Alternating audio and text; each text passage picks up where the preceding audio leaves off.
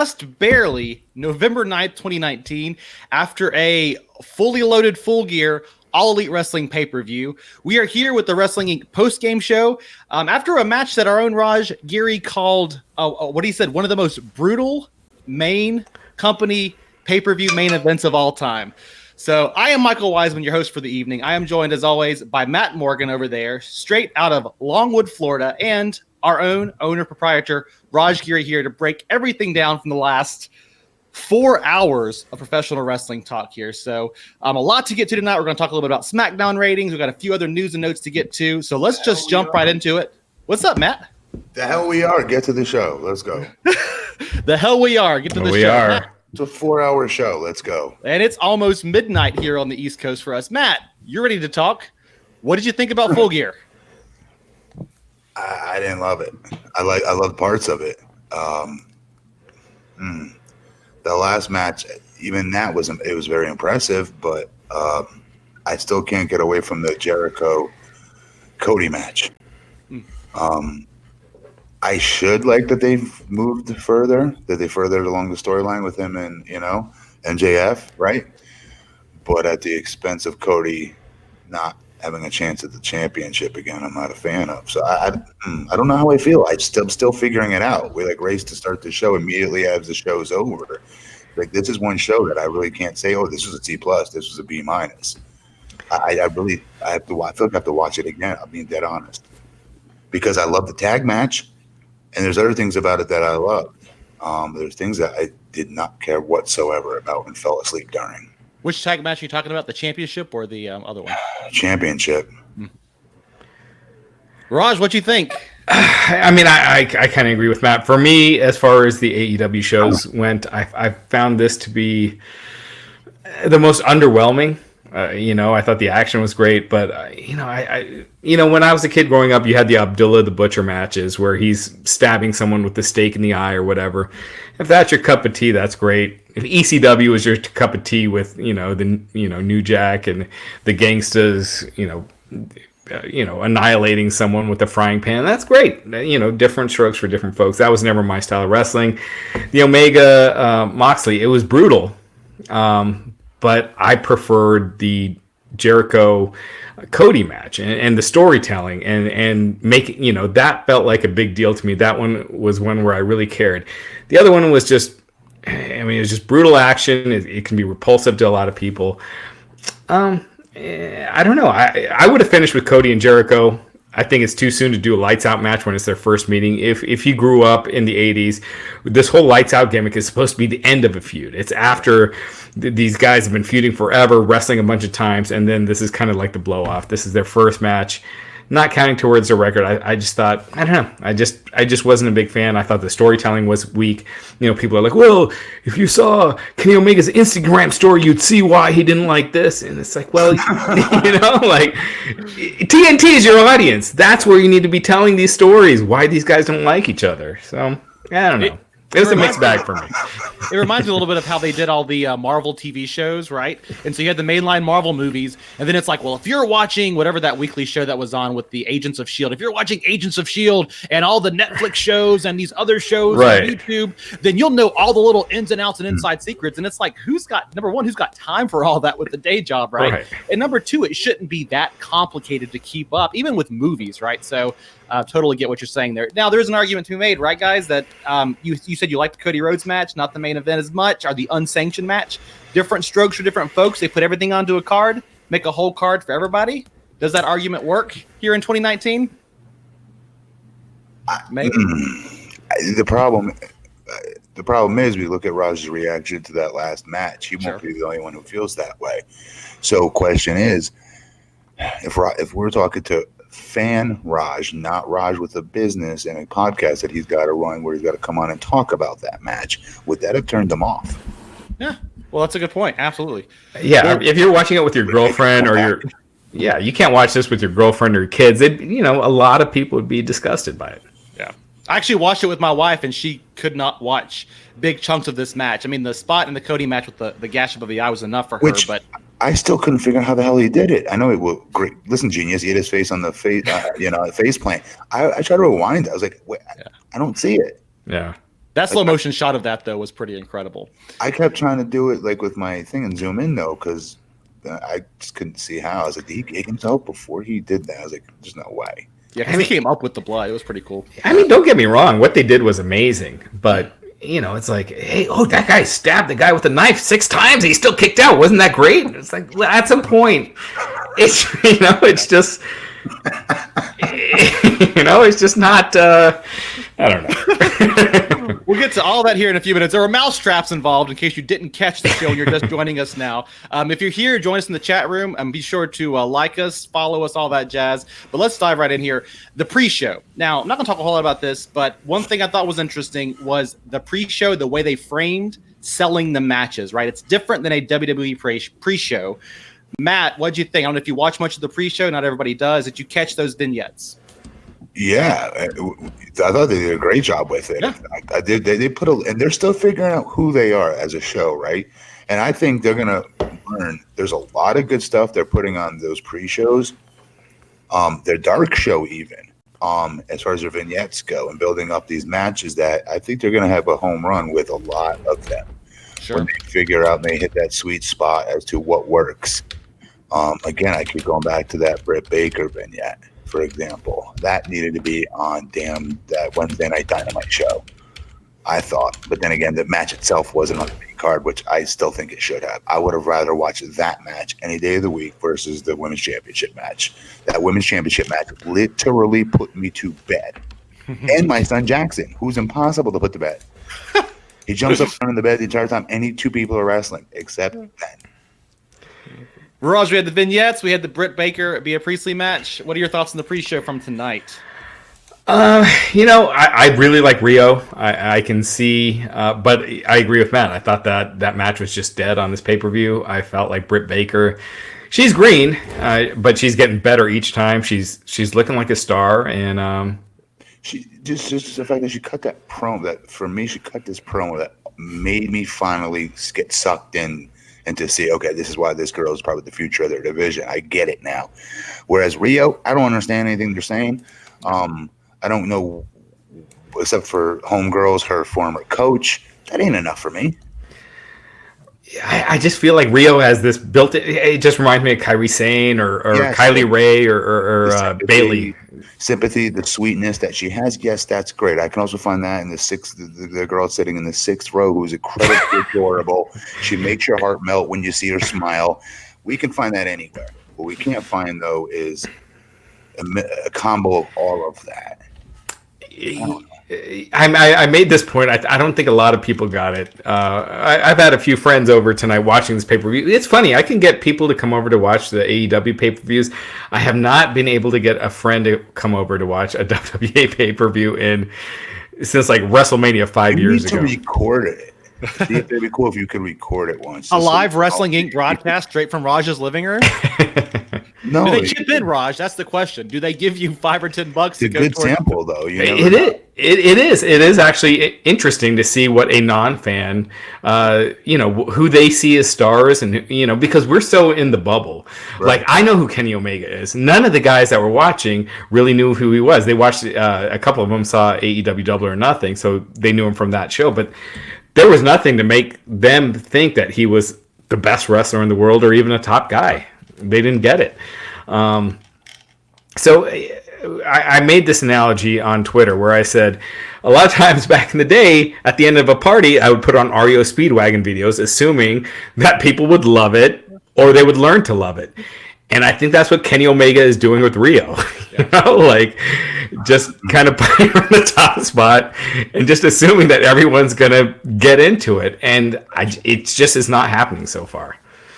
Yeah, there were some complaints about the crowd throughout the night, but I think especially in that match, it was highlighted how not into that match, especially they just didn't buy it. They didn't dig into it, as opposed to this Britt Baker Bea Priestley match at the beginning. I thought Britt Baker looked fantastic. Apparently she had the flu, but I thought she looked, you guys touched on this. She looked amazing out there. Got 11 and a half minutes to work. All in all, I thought that was a great way to open up tonight's card. Mm-hmm. It was. She's a future superstar. Yeah. And man, if AEW can get Tessa Blanchard whenever her contract's up, that is a game changer. Tessa is so great right now. She's on fire. Not to beat up on Rio anymore too. The other problem that I have is just lack of credibility. I think Rio is very talented, but sometimes I'm just not buying that she's conquering all these. She's just so small, right? And size can be overcome, but I've just not been convinced yet with the way she's won matches. But if your character is larger than life, Randy Savage was small for his time, but he was so big as a character that it doesn't matter. Sasha Banks, you don't think of her size when she's wrestling, even though she's tiny, because her character is just big. Rio's not there yet. One other interesting note about the pre-show, Taz did commentary for AEW. Don't want to miss that. I thought Taz did a great job. What do you think, Matt? Yeah, you could see that coming from a mile away. The first night they had him out on Dark, I knew right away I guarantee if they haven't signed him, they will. Yeah. As long as it doesn't get in the way of his New York, his radio stuff that he does in New York. Sure. Yeah, Taz, he did an interview with us like a few days before, and he was pretty much teasing that he's got a commentary gig coming up. So he's really good. When doesn't have an old man yelling in his ear, he's really good. Except when he calls everything, I think that's pretty cool. Listen closely. He does use all the time. All our matches. That is true. Pretty cool. Yeah. We did have a change up on the main card too. It was just Jim Ross and Excalibur tonight doing commentary for the main show. What's his face? The former guy he was doing backstage duties. What's his name? Shivani? No, Shivani. They said was on location somewhere doing an assignment. But the guy from the sporting league, the eSporting League, everybody loves. Yeah, Golden Boy. Golden Boy, thank you. Could not think of his name. Yeah, he was doing backstage work tonight. So Jim Ross, Excalibur holding it down. Taz could fit in there. It'd be interesting to see. So the show opened up. I loved all the video packages. Show opened up with, I think, a match a lot of people were excited about. Young Bucks, Matt Jackson versus Nick Jackson versus the proud and powerful Santana and Ortiz. Matt, you like tag team wrestling? What'd you think? Very good. Very, very sound match. Great way to start off the show, I thought, as far as the main card goes. No complaints here. I love the match, actually. This is one of my favorite matches. Raj? I agree. I think the match was great. I just think this should have been for the tag team titles. I said it the other night. I'm not going to get too much into it. I just feel like your biggest stars should be in the title picture to establish those titles, and then you spread it around. And because I felt like the tag title match later felt like an underneath match, even though it had the Lucha Brothers. This match felt big. Young Bucks are losing too much. Yes, the underground scene, they all know who they are, but all the new fans tuning in don't totally know who the Young Bucks are. Establish those top guys, and I just think they're losing too much. I think they've won twice? When was the last time they won a straight up tag team match? It was against the Best Friends, and before that, I think it was Cody and Dustin. Well, commentary team did go out of the way to put over the new AEW Tag Team Rankings, which came out, and how this was going to impact that. I thought that was a nice touch as well. You alluded to this. Santana and Ortiz did go over on the Young Bucks in about 20-minute match. Interestingly, I thought I did not like the spot where Nick Jackson hurt his knee, and then he was doing moves off the top turnbuckle before going back to his knee being hurt again. I thought that was a little bit of a weird thing, Matt. Did you pick up on that? They do it all the time. Fact, I know, but it just grabbed his knee at least. I'm impressed that he actually remembered he went back and held his knee a couple times. I like that. It's like you're willing to. It's Sabu used to do that all the time back in the day. Be that you're willing to kill yourself. You know you're effed up and you shouldn't be doing this, but others will argue that you in real life you wouldn't be able to do any of that mess. I suspend my disbelief that much more. Maybe it's fair, maybe it's not. For a lot of these talents that wrestle that style, I know I'm generally not going to get that type of selling. Sure. Normally, I thought tonight he actually was trying to pay attention to that selling a little bit more than normal. Yeah. It's teach their own. That's fair. That's fair. And the interesting spot, they did a Boston Crab on top of a camel clutch, which was an insane spot. And then, of course, at the end, we had the Rock and Roll Express at ringside getting involved. Was not enough to help the Young Bucks win the match, but a crazy little power bomb there too by the Rock and Roll Express. So yeah, fun around. Raj, I know you're a big Rock and Roll Express fan. I saw you loving this spot. What'd you think? The Canadian Destroyer.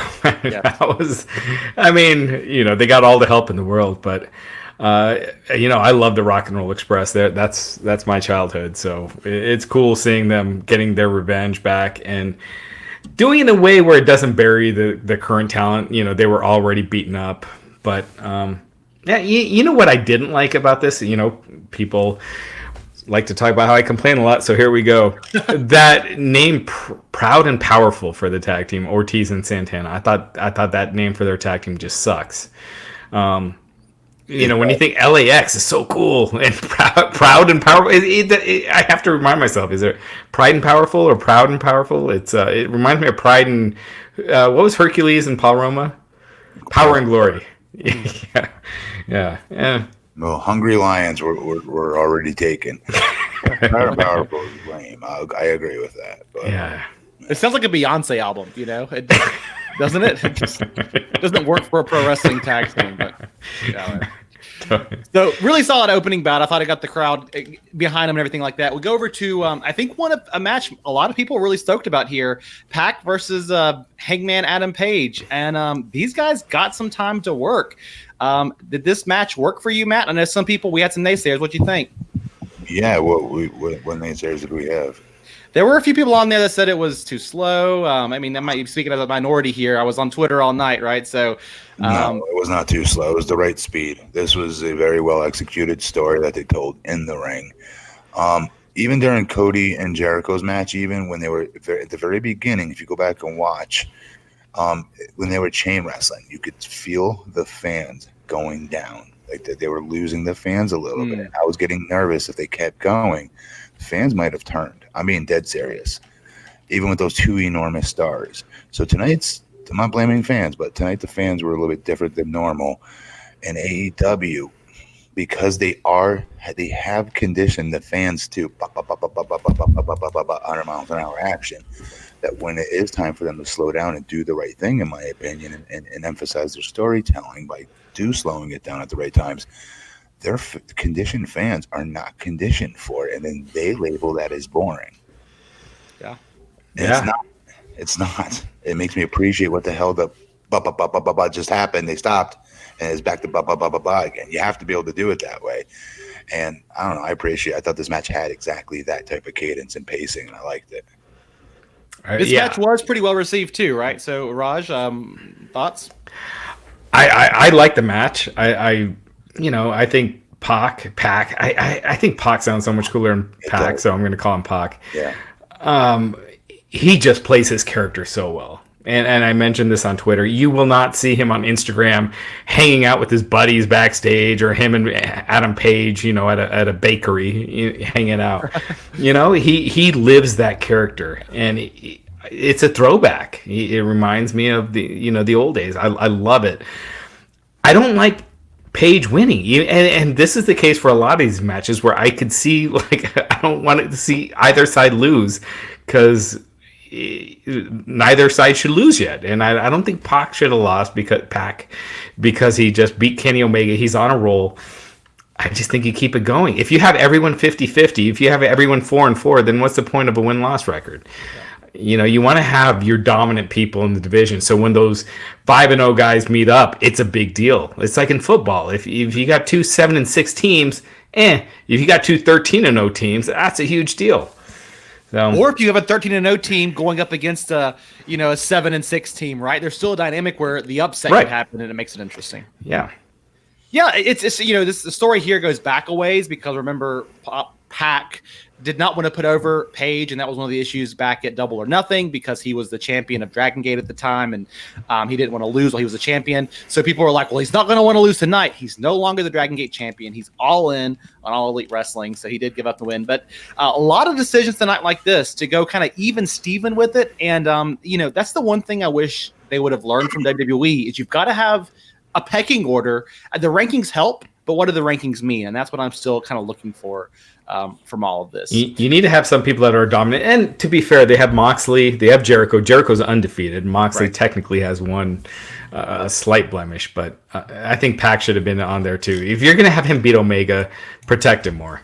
Yeah, he looked like he could legitimately be a main eventer for this company tonight. So anyway, great match, very physical. These guys are going to feel it in the morning for sure.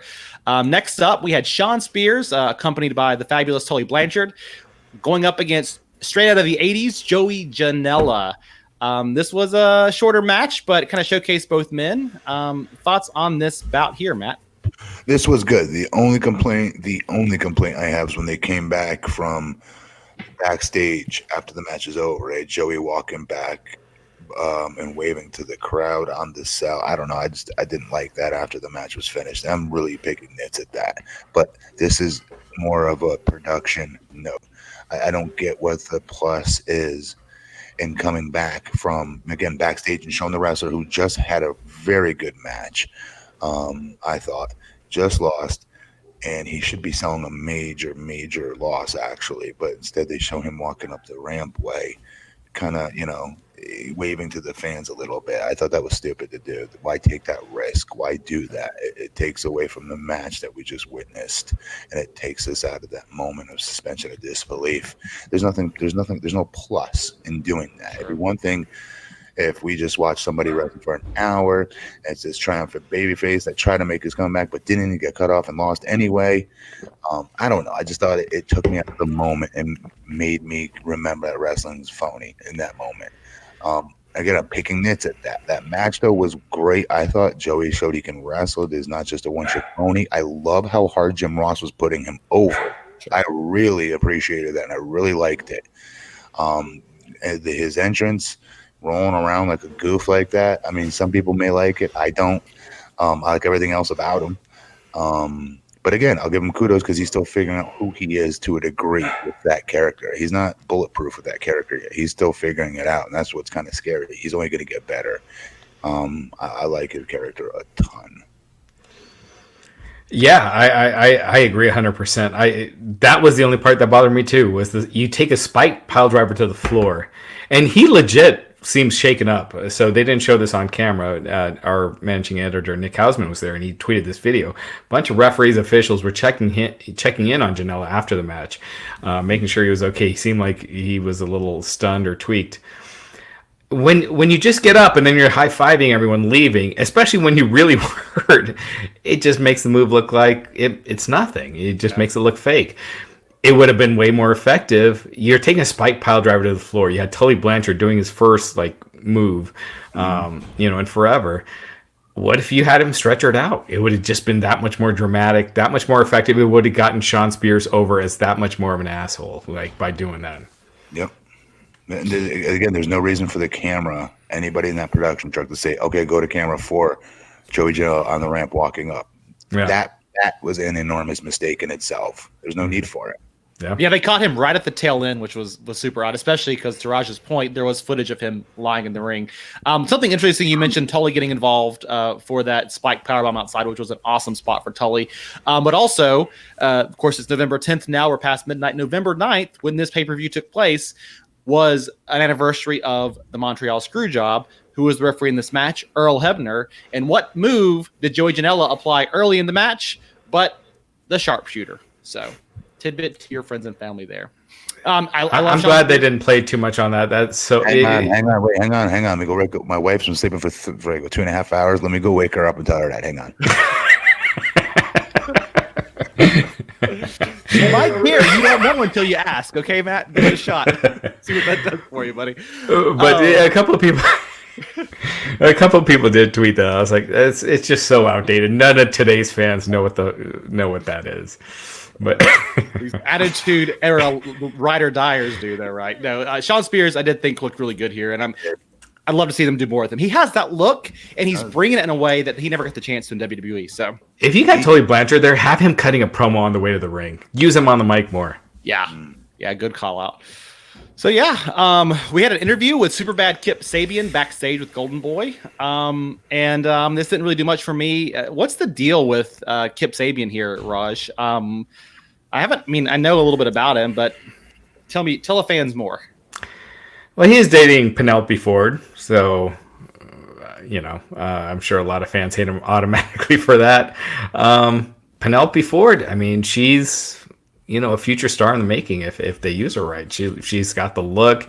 She does cool, flashy moves.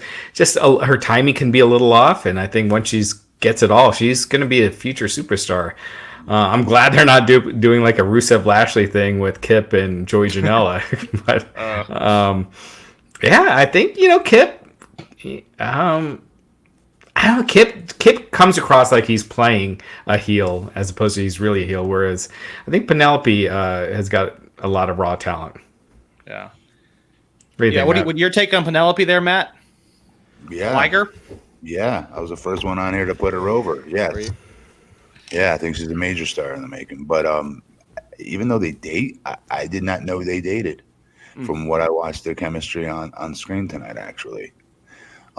Again, super nitpicking here, but I didn't think that was very smooth at all. I can't believe they date, actually. But again, you throw me and my wife on there, she'd be the same way. She'd freeze. You know what I mean? It doesn't mean that a relationship in real life because of that. So not every relationship plays out well. I hope this does for him because you could see they're really trying to do something with him. They throw him in a 6-man. Supposedly that was going to stick. Now they're throwing him in this gimmick with a little bit more shtick to his character. The glasses and the gimmick wrestling outfit that says I'm a jerk, I'm a douche, right? The glasses and whatnot. The haircut, yeah. Kind of dated. And I also think it's risky putting wrestling couples that are dating, they're not married. Even married, it obviously is a big risk. But when they're just dating, to put them in a storyline, like, you've I seen. hope it works for him. He's super athletic. His kicks are the driven shits, though. If you ever watch him stomp on a corner, I could tell. I feel he's not used to being a heel. I was watching him on, I think it was Dark the other night, or was it Dynamite? Did he wrestle on Dynamite or Dark? Do you know? Last time It was Dark. It was dark. His kicks in the corner were weird, not good weird either, but like inexperienced weird, and those are very basic fundamentals as a heel. So I'm wondering if that dude's just been a babyface his majority of his career, which I would imagine he is because he's a great babyface. He does a lot of high flying, a lot of cool moves too. Yeah, just a weird. I thought not to have down. So a lot of these guys say they don't have their punches down either. That's why they turn to forearms. I felt like it was weird to put him in here too with this kind of in between segment. He's not on the card tonight. Well, it's trying to get him some exposure. He's got a good look. He just like an athlete too. Yeah, exactly. It's like with so many people in AEW, they need to work on the characters and really drawing people in, making people care. Sammy Guevara has been great at doing that. Yes. I can't stand the tongue thing, but maybe that's for the point too. But he has been really, he has been doing a great job of like being over the top character. And Ortiz and Santana, I thought tonight earlier in the show, they really, Matt, your point about maximizing your minutes, and they were doing that in that match with their gestures and their facials, like really trying to come across as more than just doing moves. Yeah, I know we had 30 seconds here with Penelope Ford, but I also thought while their chemistry wasn't natural, you could tell immediately she has potential. I mean, you've seen her before, but even in this small segment here, I think she took advantage of that. Next up, we had coming straight off the AEW Tag Team Title Tournament that just finished up this past Wednesday night. We had a match a lot of people were very, very, very excited about. SCU versus Private Party versus the Lucha Bros. A three-way for the AEW tag titles that Jim Ross pointed out at the very beginning of the match how unfair this was to the recently crowned champions because they could lose without getting pinned. How astute of you, Jim Ross, after all your years in the business. High flying match, Matt. How'd it hit you? How did it hit me? This was a good match. I liked this match. I did. I did think Private Party was going to pull this out. Just because they're not looking at the championships the way most people do. Otherwise, the Bucks would have them. The best tag team would have them. Either the Bucks or Lucha Bros would have them. Or the OC, the best tag team in the world, but yeah. or not SCU though. No offense to them. I don't know. I thought the match was good. I was entertained by it. Anything with Lucha Brothers in it, I love. I think they really are so dang good. I love Jim Ross's shoot reactions to Ray Phoenix. Yeah, those were as shoot gets. He was legit like friggin'. I can't say the word in his pants, essentially, watching him. And I was right there because I was like, the dude's running across top rope. Match hasn't even started yet. This dude, he's so good. Did they usually do that? I'd never noticed that, where they both like walked on the top rope before the match. And it's crazy hard. Yeah. Yeah, it's with nothing to hold him up. Undertaker always has, is holding on to someone's arm, but Undertaker's 300 pounds, so obviously it's still very impressive. But nothing like this, bro. Shelton Benjamin could do it, but these guys are doing it before the match, is there? Yeah. By letting him run and putting him over, nonetheless. Sorry, he did, and I gave him a little bit of a hard time for that comment, but he really did put everybody in this match over. No, for sure, and I think I actually thought it was the right decision. I think SC, you just crowned him. I don't think you want to hotshot the titles yet. I think any titles, the longer it stays on people, the more it means when it comes off of them. But I also felt like this match didn't feel big, and it goes back to my earlier point with the Young Bucks. Until these tag teams are established, put it on your biggest stars, and then when they get beat, it builds new stars. SCU, I'm a big fan, but I just don't feel the big star feeling with them. And I really like Scorpio Sky. I think he's got a ton of potential. Kazarian's been awesome for a long time, but I don't know. This match, it was just kind of there. I mean, it was very good. It was solid. But as far as people caring about a title match, it was third on the show. I mean, actually, no, it was second. It was ahead of the women's title match. It was third on the show. You're right, because it was the tag team match, Hangman Page and Pac, and then this match, and after the pre-show. But I did, last night I was kind of the private party naysayer here in the group, and watching them tonight, I was like, maybe I'm wrong here, because they really did bring it in a really strong way, like Matt said earlier, that they were just doing fantastic. This match was shorter too, right? It went just above 10 minutes here, so that could have been part of it. Just a very quick hit match. I think it was a good spot for it.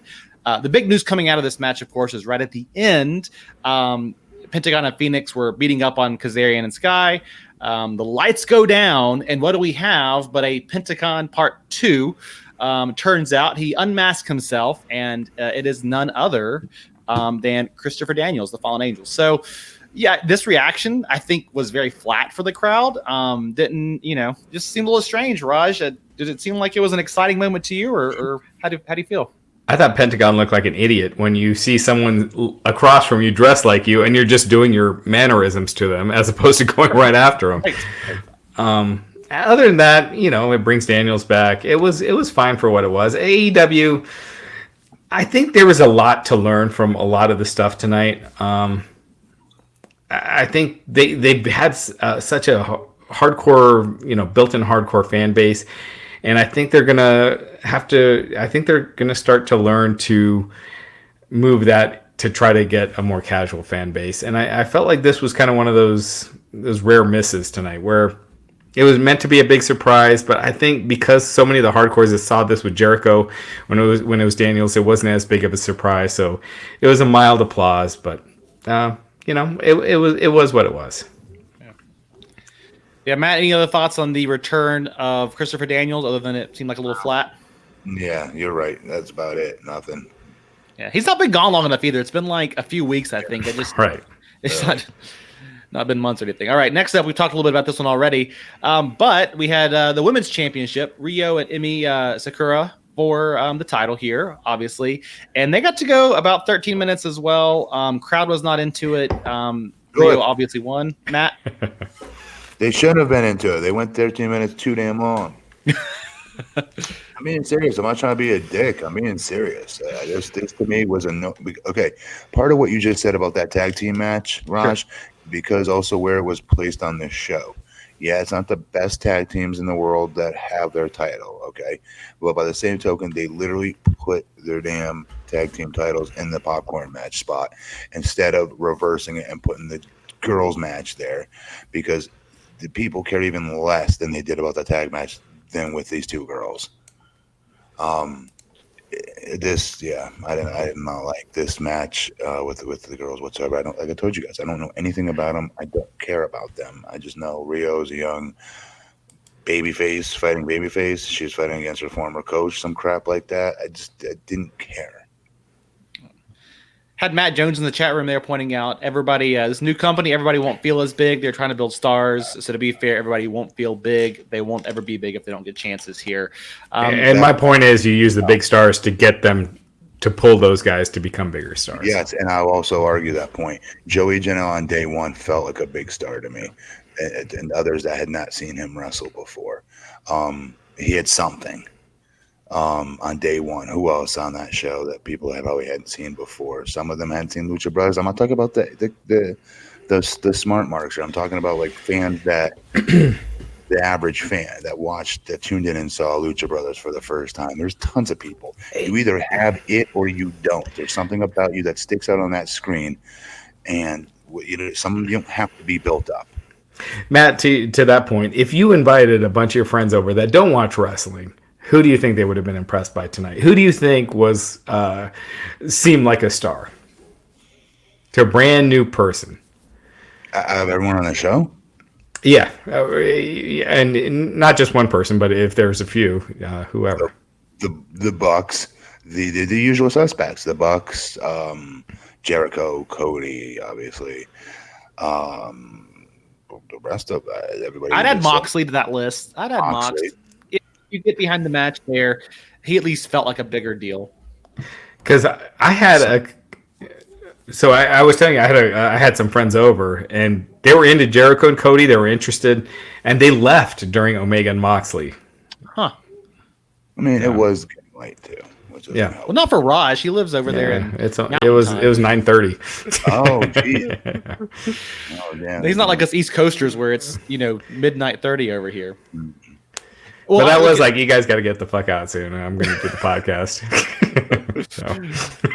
AEW really does that, Raj. I agree with you. It does feel like more of a party event. And I don't know if for me it's just like I got to pay $50. So I want people to come over and help pay for pizza and help shill the bill. But yeah, it feels more like a big. I think it's because it's Saturday night. It's Saturday night. Yeah. Sunday nights are hard to do stuff like that. Yeah, Rio. I think about her in terms of who would I put her with if she was not in AEW. And you look at the great talent: Becky Lynch, Shayna Baszler. I know mixed feelings with Shayna Baszler, but Shayna Baszler is a champion. Even Bayley right now, and I think she weakens the company a little bit right now because she does not feel like a bigger star. And this division has so many possible stars out there. My REO Speedwagon point, Kenny Omega, I know he loves Rio, but if you want to get this women's division getting steam, you need to put it on some stars that people care about. Yeah. So there you got it. Next up, of course, was the main event of the evening. Chris Jericho, accompanied by Jake Hager, with Cody Rhodes, accompanied by MJF, for the AEW Championship. We were introduced early on, a beautiful video package here, introduced early on to our guest judges in the event that it did go to the 60-minute tie. I love this. Dean Malenko, Arn Anderson, and the great Muda at ringside for this. And, of course, Cody's mom was there. A 60-minute potential tiebreaker. It did not go that long, but there was a lot of emotion and a lot that happened. Matt, did you dig it? Yeah, I definitely did. I think they tipped their hand though, having the seconds come out to the having them come out to their match with them like that though, having Jake Hager come out and especially having MJF come out. Well, that makes sense. He's having his heater come out. Why wouldn't he have MJF come out? Well, because unlike the rest of you fools, I realized MJF has been a heel this entire time and all but telling us this is coming. Sure. And every single I do watch all their crap. I do watch the Being the Elite. I do follow their social media stuff. So some of these guys, I do see all their crap. And MJF is a heel through and through. And everything else he does, sans Cody Rhodes, though. I don't know. So I just thought this was kind of throwing in our face that we're going to see something here. We could see something here, to be fair, I should say. But I love the match. I love the storytelling. I did get, like I said earlier, I got a little nervous at the beginning when they were chaining that these fans are not conditioned for it, and I was worried they'd start booing it because they don't know any better, and they're like, "This is too slow. What the hell?" Instead of appreciating the actual back and forth chess match that they were playing early on. Yeah. And there was, this is definitely Cody's MO, right? To use kind of the chain wrestling in some of these, people call it quote unquote old school. I kind of hate terminology like that sometimes, but do the slow chains, tell that kind of story, sell the emotions, which is what Cody does so well here. And all of that here, before we get to Raj's reaction, if you didn't watch it, the ending being that Cody Rhodes, if he lost, he was never gonna be able to challenge for the AEW championship again. And he got put into a hell of a Boston Crab. It was a literal lion tamer. And And Jericho was like kneeing him in the head while he had him in it. It was brutal looking. Yeah, there was a spot earlier where Cody jumped over the top rope, hit his head on the ramp, busted open, bled a lot. But at the end, MJF could not see his buddy in pain anymore, threw in the towel. Only 2 minutes later, when Cody looked like he was going to forgive him for this, he turned by kicking him straight in the groin. I thought, Raj, how did you feel about that angle, the match, everything in between? Where did we just see this recently with the towel? That was another Brandy Cody thing, right? With Kenny Omega, wasn't it? Or in New Japan. It was just like a year and a half ago, 2 years ago, they had the towel thing, and Cody was it was kind of similar, but regardless, I love this. I thought was it WWE where Paul Backlund, or was it? No, it was after that. Wasn't it like something with Paul Heyman in a towel where he was going to throw in the towel and he almost did? I don't remember that. I remember they did it with Backlund and Owen Hart and Bret Hart. Oh, yeah. But they just did it recently with Cody, and he was teasing throwing it in. I'm forgetting exactly who it was, but in the chat room, I know someone's gonna help me out. But regardless, I thought everything about this was great. The only thing I think is a little early for MJF. Again, looking at it from a television audience, he's only wrestled once on TNT. So the wide audience watching on TNT has only seen MJF wrestle once. Give it a couple more months, get him more wins, establish that relationship a little more on TNT.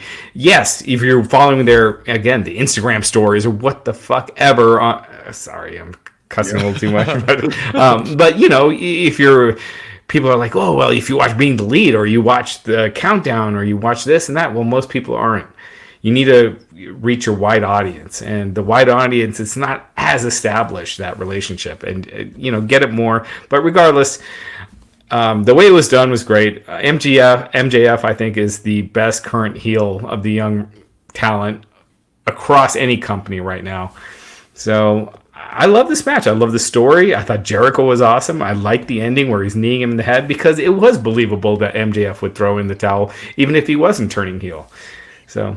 He wasn't near him. He was kicking him with the bottom of his boot. There's no way that's not stiff. It's impossible to control that.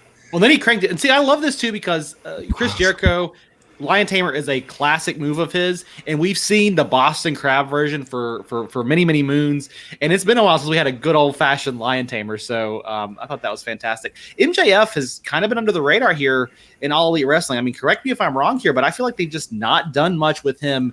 He's had so much positive reaction outside of the company when he does interviews and on Twitter and everything else, and I just couldn't figure out for so long why they were holding the punch there. And Matt, you watch AEW Dark. Did you see that match where MJF did commentary? It was that just made the match. MJF is so great. He was. Anytime you put it with Shawn Spears, you put him right back down again. He's so funny.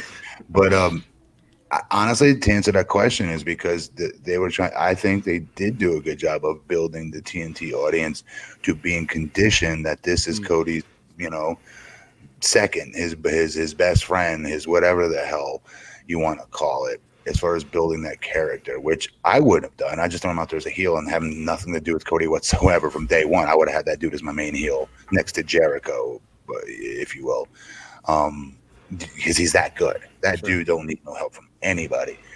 I think he's easily the most entertaining heel I think we have in wrestling. And that's saying something. Jericho's right there, obviously. But I think within the next 6 months, MJF takes that. I could definitely see that. I don't know if you guys have heard MJF on Chris Jericho's podcast. It was like 6 months ago, but it's an hour-long promo. That's all it is. Here's a crazy story about playing going to Yale University on a football scholarship or whatever it is, and it didn't work out with the coach. Like, here's this whole backdrop story. It's hilarious. Yeah, he's so natural with it too, and I think that's something you don't see as often as. We talk about scripted promos in WWE all the time, but MJF is he's a natural talker. He has that gift of gab, and he makes his gimmick work. I mean, some people early on said, oh, he's just another EC3 knockoff or whatever else, but you can tell he just owns it in such a crazy not way. Even close. Right. Well, some people, right? Some people. So, MJF, he's going to be the top guy in that division. Yeah, fantastic. Yeah, nothing but the future. Stars for the future. For him. There, people bringing up that a fan threw a drink at him at the end of the match, and they kind of did show the fan. It almost, but I don't think that was a plant. I think it was just a goof on the staff. There, it's a new company, and I mean, security was rushing out there. If you watch the broadcast, they were like on top of that dude within minutes. Was real. That was definitely real. You could see MJ as I could see like a millisecond of his shoot reaction, but then bringing it back together. I'm talking like really like quick. He's a pro. I remember the first time I talked to Scott Hall was after that Nitro when someone threw a drink at his head, and it hit his head on live TV, and he just covered it up. And that was like, it was one of the first interviews I got to do because he and his wife were going through some problems, and his wife had talked to me. So he wanted to talk to me, and he was just so pissed. So I had like 1 minute afterwards. But, that stuff, people think everything in wrestling is a work, and it's not. Yeah, I would never condone a fan doing that, and I'm not saying fans you should go do that, but the way he owned that moment, and especially immediately after a heel turn like that, reminded me a lot of whenever fans trashed the arena when Hogan turned, and so it added to the moment in this kind of weird way. So MJF was so good in that moment that it made people think that it was part of the show, but it wasn't. Yeah, exactly. So.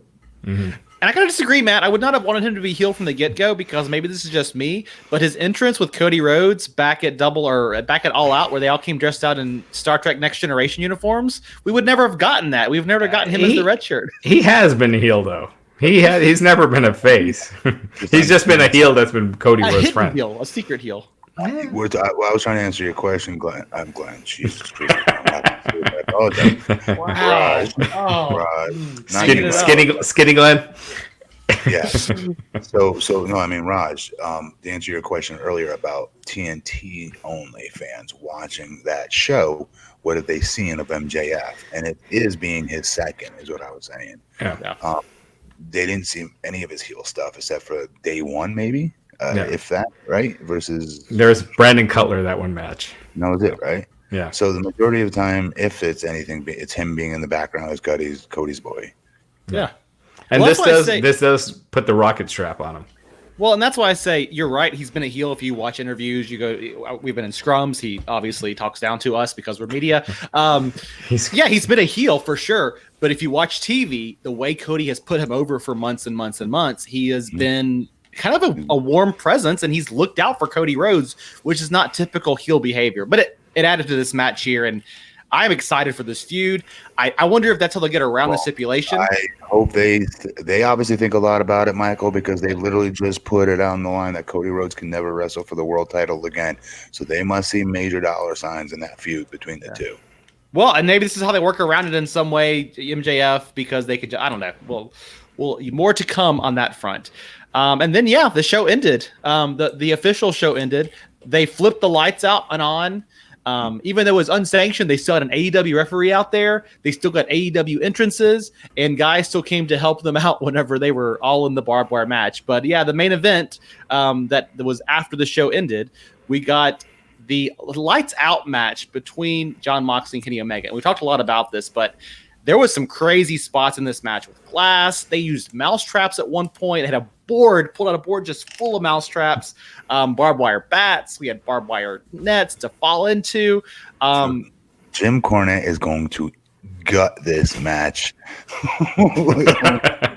That's all I kept thinking. I was like, I wonder what he's going to. That should not be what's on my mind, but that is what's on my mind. He's going to make 7 podcasts out of this one match. 7 podcasts. I'm having a conniption right now. I could feel it. Oh, man. These guys got some time to work, too. What was it, like 25 minutes they went? Something like that? Yeah. Let me ask you a question. Does this hurt Dean Ambrose at all, Raj, in your eyes, as being that humongous WrestleMania level main event talent that I felt he felt and looked like coming into the AEW arena on night one? I just felt like this stuff just feels like gimmick. I don't want to call it garbage wrestling. That's Jim Cornette. It just doesn't feel big league. It doesn't feel major league. It just feels like you're doing stunts. you're doing it well, it looks brutal. And so again, I had my buddies over and they're like, oh man, that barbed wire looks so fake. And I'm like, that's not fake barbed wire. That's real barbed wire. The people that don't watch, they don't think that any of this stuff is real. Yeah, They just people think the tables were for fake and chairs were fake. Yeah, they think the chairs are tin or whatever. And so you're killing yourselves for this hardcore audience that's going to like it regardless.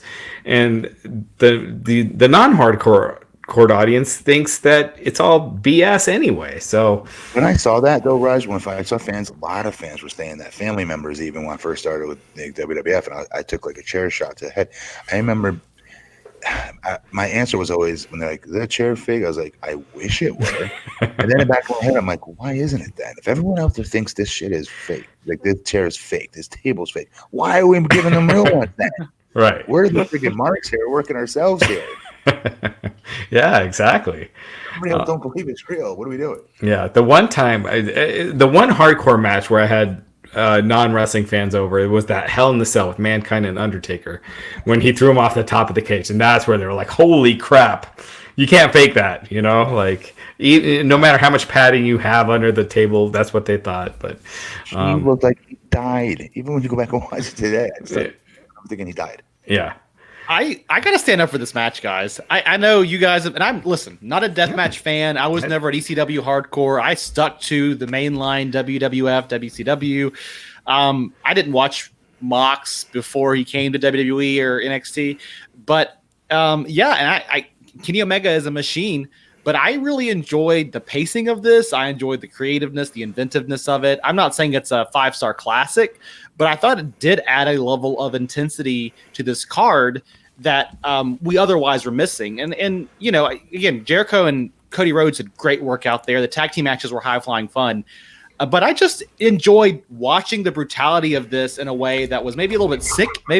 Maybe I'm sick in the head. Yes, Michael, you are. But you're not going to be the only one that says that. Lots of fans are going to say that they like this too. Yeah. When you say that this show is missing the intensity that this match provided, are you referring to the mousetrap part, or were you referring to? let me rephrase that. Intensity is not the right word, because I think that Pac and Paige brought it earlier in the night, and I think Cody Rhodes and Jericho did as well. That level of seriousness, but this had an edge to it. Literally had sharp edges to it that I think was it made you. When wrestling makes you feel a little bit uncomfortable sometimes, to me, that's reaching me in a way that you don't always get. I mean, when Cody Rhodes got busted open, I felt a little bit uncomfortable. When guys in the octagon punch the shit out of each other and bust themselves open, that makes me feel a little uncomfortable. And not that I want brutality, but sometimes it does add an element of where is this going to go, and unpredictability that I do enjoy. My point again to all this is what is the story with these guys with what's been told on TV. Moxley showed up and DDT'd him on some fake poker chips and DDT'd Chris Jericho. That's the story. Like, what is the story here that you need to lead to this build? That you have to have this big lights out match that doesn't count the first time out. I felt like that story wasn't told on TV. Outside of that, what about the DDT through the glass table? Or right? I know they've been brawling, but why? Like that part hasn't been told. Why do these guys hate each other? Because he made fun of him for having MRSA and not being tough enough to get through it. That was never on TV, though. That's again, that's my point. Like for a national TV audience, that story was never told.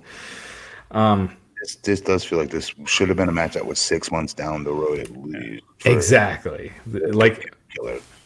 Well, they did the same thing with Mox and Janela. They just put them out there back in the summer at Fyter Fest in a very similar match. That was meant to do what it was meant to do. Highlight Joey and give him a blood and gut match that fans wanted to see. Sure. That was more important than their storyline between the two wrestlers having any story. Exactly. Yeah, to Matt's point, that was before they were on TV. You want to get over these steps. You want to get over these new characters. Now that they're on TV, you've had six weeks to give these guys promos to really say why they want to get at each other. And, you know, the one promo was Moxley talking about why he's upset that it's a lights out match. You didn't think that was okay? So that didn't give it to you when he was in there like yelling at Tony Khan, and Tony Khan with his very calm, relaxed voice. Oh, I know you like it. It's a great Tony Khan impression, Raj. Good job, man. I love Tony Khan, but I'm just saying that as far as never giving a reason why they're feuding, and on TV again, you know, following social media, whatever, most people don't. Mm-hmm. Yeah. Well, and I think to that point too, the whole thing here was John Moxley wanted to take out the top dog so he could be in line for a title match. So, and I think it was last night, Raj. Right? If it's unsanctioned, it doesn't matter. Why would you put your body on the line? I mean, maybe it is because Moxley is unhinged. He's crazy. He'll do whatever. But I think, again, that lack of kind of consistent storytelling, why did it have to be unsanctioned? Why couldn't it count for wins and losses? But Omega lost again. The best wrestler in the world, right, according to many people, lost another match. So there you go. Final grade for tonight's pay-per-view, Matt. What do you give it? I have to go back and watch. I'm not saying I have to get out of grading. I swear to God. I feel like I have to watch it again. I'm being so serious. So good. Matt wants to rewatch it. That's his grade. I got to give you guys a grade though. I have to. I hate to give him a B. I hate to give him a B minus. No, B. B because of the MJF part. B. Raj? I hate saying B because I think I've given WWE pay-per-views an A minus or B plus, and this was better than probably any WWE pay-per-view I've seen in a while, you know. But it was also the weakest AEW pay-per-view I think till date, you know, of outside of the Fyter Fest and Fight for the Fallen of the pay-per-views. The pay-per-views, I thought this was the weakest one. So for AEW, I'd say a B. You know, I'm a big fan of what they're doing, but I felt like tonight was Jericho and Cody for me. I thought that was the end all be all, and then the rest was kind of the standard stuff. Or, you know, if you love hardcore stuff, that you know that you're gonna love the Omega Moxley match. It's not my cup of tea. I would probably give it. I mean, this is great on a scale because I think pay-per-views in general have become very watered down and diluted. So just something different here, but I would probably give it an A minus. Just, you know, it did not have the spark that I think that some of the earlier shows did with the crowd and it's brand new, it's fresh, it's shiny and all that. But I still did think it was a very enjoyable show that kept my attention.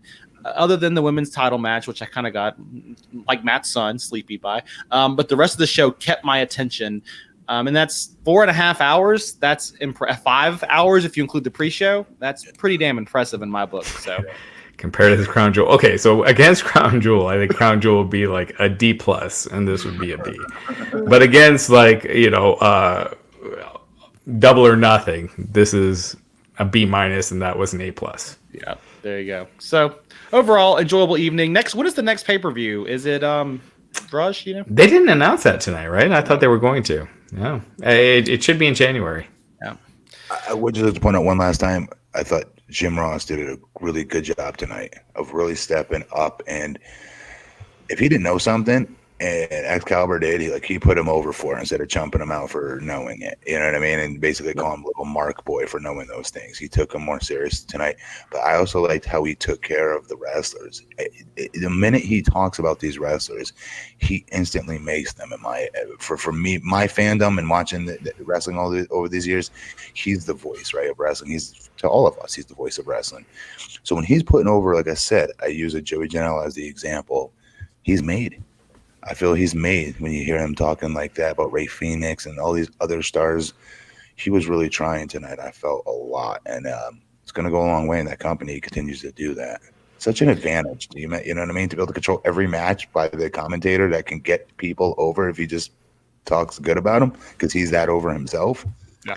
You could tell when Jim Ross. You could really tell when Jim Ross ain't feeling something. Yes, exactly. I do pop for it, which I do pop for privately. Yeah, exactly. You love it because you're like, oh, who the hell's a legal band? No one even knows anymore. Not 99 DDTs. Yeah. And I think Jim Ross, you gotta give credit. I was critical of Jim Ross when he first took over this job, and back when he was doing New Japan in between. And I was like, Jim Ross is not the same Jim Ross he once was. And he went through a lot of things in his personal life, I think, that contributed to some of that. Also, he was a little bit rusty. He wasn't doing commentary week over week over week. And I think he's been doing this long enough now. He's back into it, you know. Well, I also think that Jim Ross does have the mainstream feel to him. I think he sees the guys that the mainstream audience sees as big stars, and the guys that wouldn't as they aren't. And he just has a hard time hiding that. Like you could tell when he's talking about Chris Jericho or Cody, he's into it. When he's talking about not Joey Janela, but at least definitely Orange Cassidy, the Best Friends, when the tag matches where all that stuff's going on, you could tell he just finds it ridiculous. Yep. So that's all on the All Elite Wrestling front for the evening. Raj, we had a couple other news and notes. SmackDown ratings came out. SmackDown was up quite a for what I thought was kind of a boring show. It was actually a good audience. It was, let me bring this up here. It was 2.617 million viewers on the overnights. The final ratings will probably end up falling in there. It was number one, drew a 0.85 rating in the 18 to 49. So number 9 in that demo, number 4 for the night, against the other shows, but it was up 4% from last Friday's SmackDown. So good number. It's the invasion. It's 100% the invasion. You know what? They shouldn't stop this at Survivor Series. They should have it pick up. Yeah. Yep. Survivor Series should be the turning point. Like NXT picks up, right? Yeah.